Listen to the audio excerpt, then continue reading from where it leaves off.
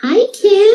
Hi. How are you? I'm good. How are you? Good. It's so good to see you. I know. It's good to see you too. I know. How have you been? I'm good. You're good? I'm good. How about you? Good, good. You holding up with the world being turned upside down at the moment? I know. We have to adapt, right? Oh my goodness. Let me just making sure the volume's okay. So, thank you so much for joining us today. I am so excited to hear your story and for you to share with our audience your story. And prior to jumping on, I'm like, I'm going to be speaking to Kim DiGiovanni, who is, best-selling author on Amazon, and I'm just so excited about your story. So thank you. I'm excited to be here. I will tell you, of course, my neighbor's landscaper just showed up, so hopefully you can hear me okay. Yeah. No, okay. We're good. So let's kick it off. Sure. So why don't you tell us a little bit about yourself? Sure.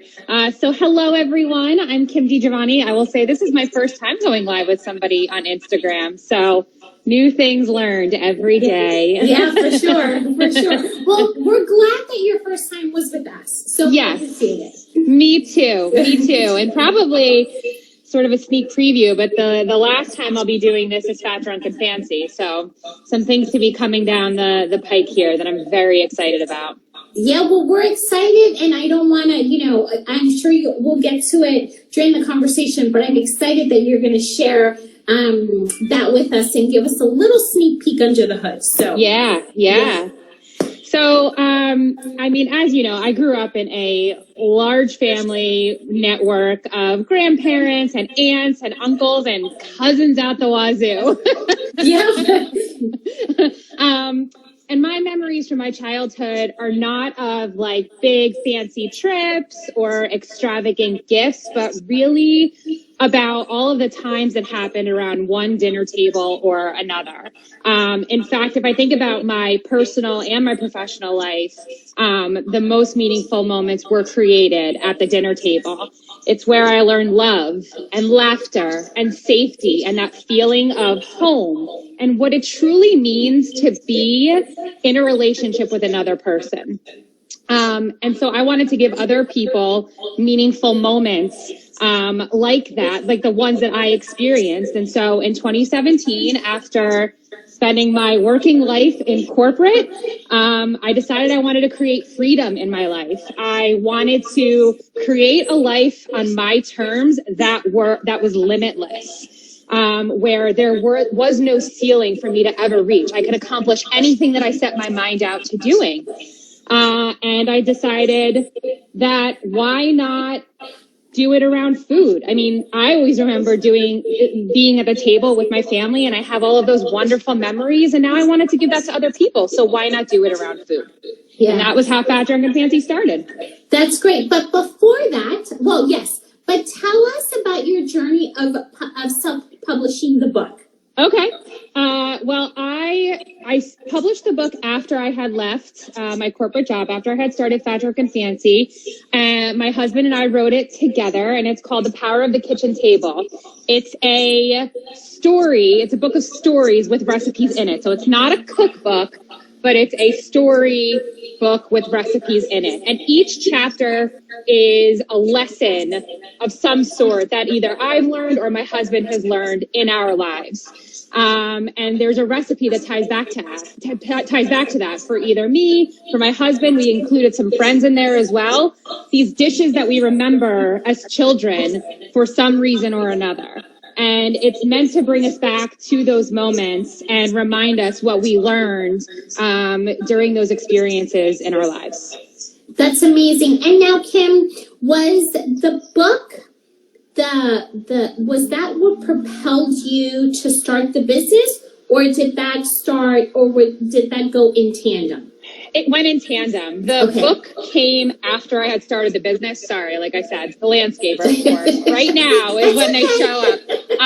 It went in tandem. The business came first, and I started thinking about what are the foundations of Fat, Drunken Fancy? What does it really mean? And sort of these 10 lessons came out of that. And then the book came, and we self-published it all ourselves, which was a whole process in and of itself. And there are people that help you do that. And I see why it is really hard.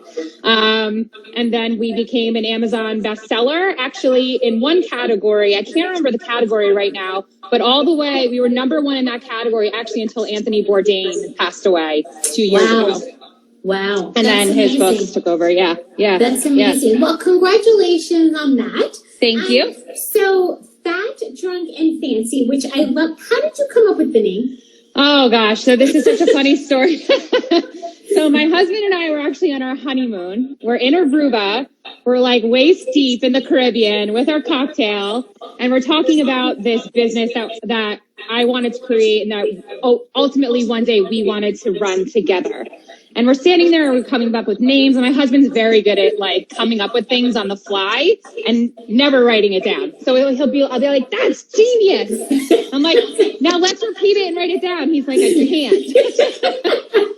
But that Drunken Fancy like fell out of his mouth and we're like, yes. And he ran out of the water, ran up to the beach. He had his iPad there, wrote it down, got the social media handles, and it took off from there. That's amazing. So Katrina, who's watching, says she loves the name. I love the name too because I think it's just it's fun. So you get the name, and then what was your vision for the business? So my vision at the time was to create these moments for other people around food.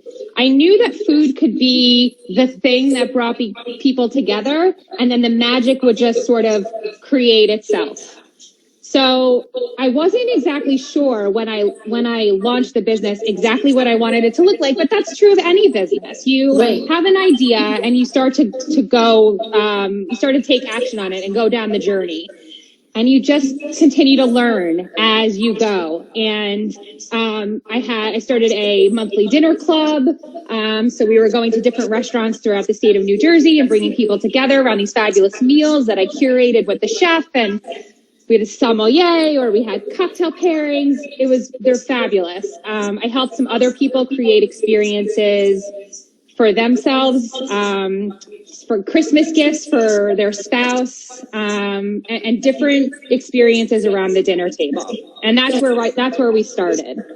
Great. And Kim, when you were doing the dinner club, how did you select the restaurants? Like, what was your process? Was it based on the food? Was it based on the location? Like, what was that process like?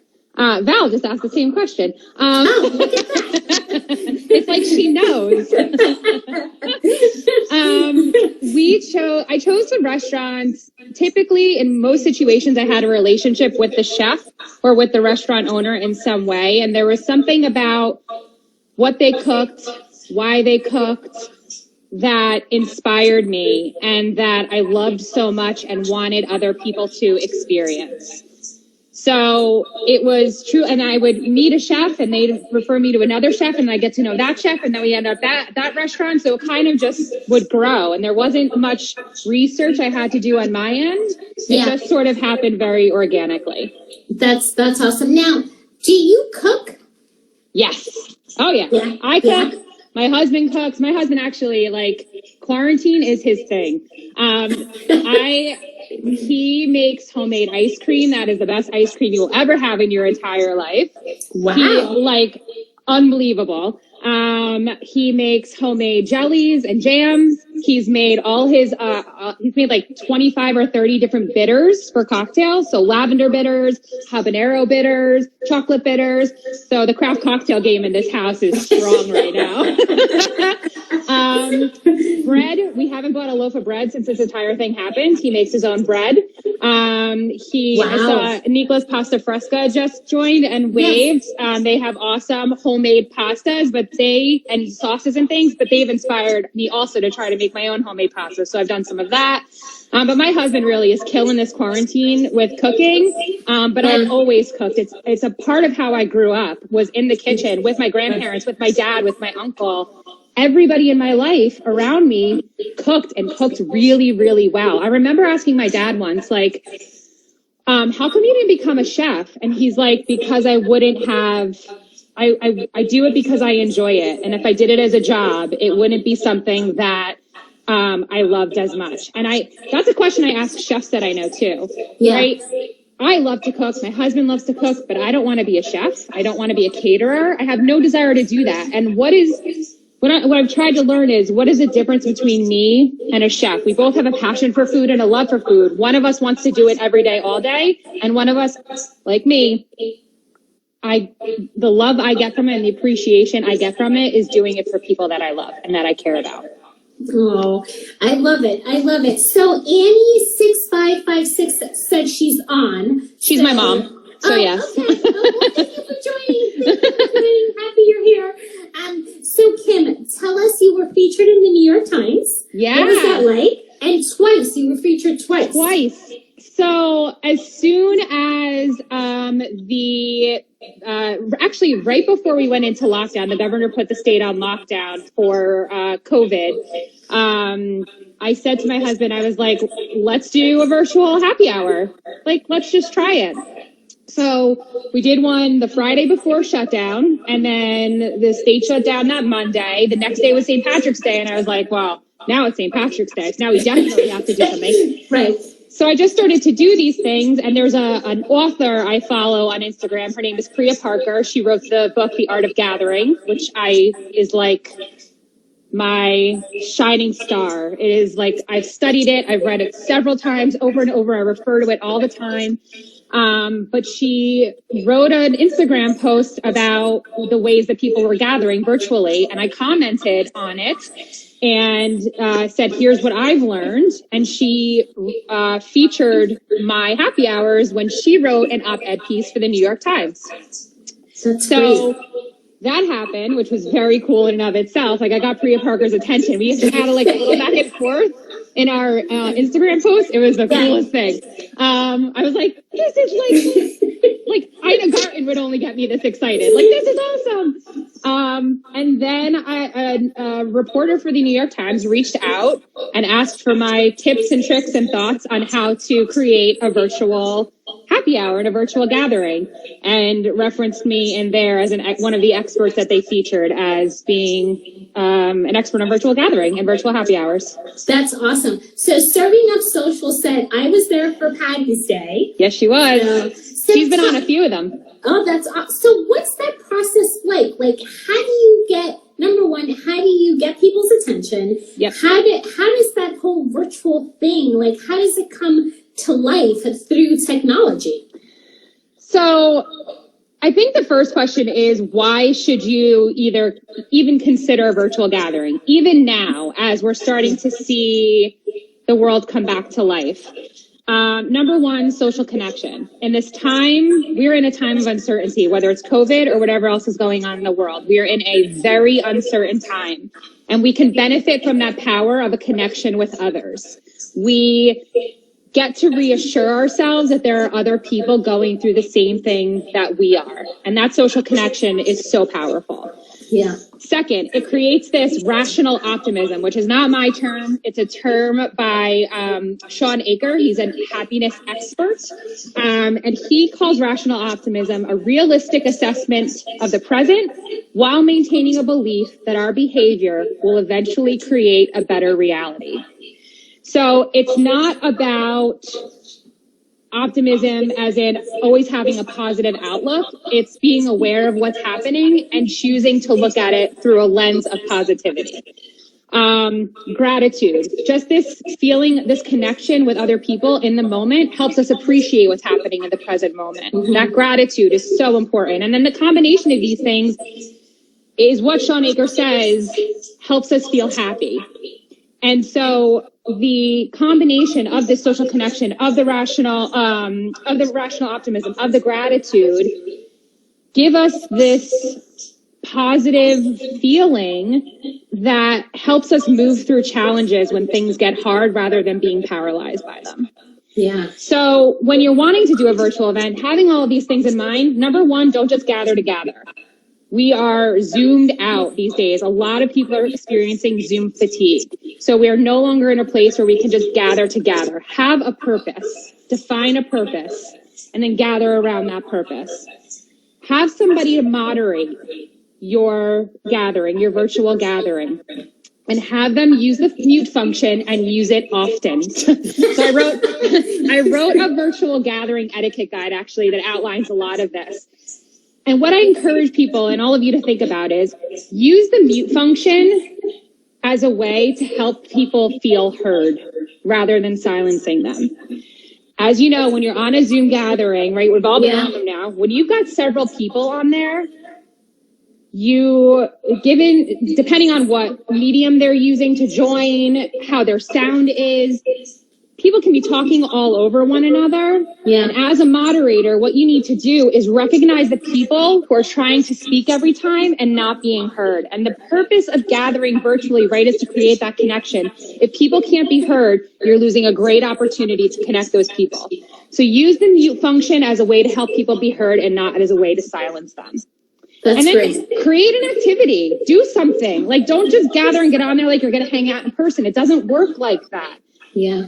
Create an activity. There's polling functions in a lot of these technologies.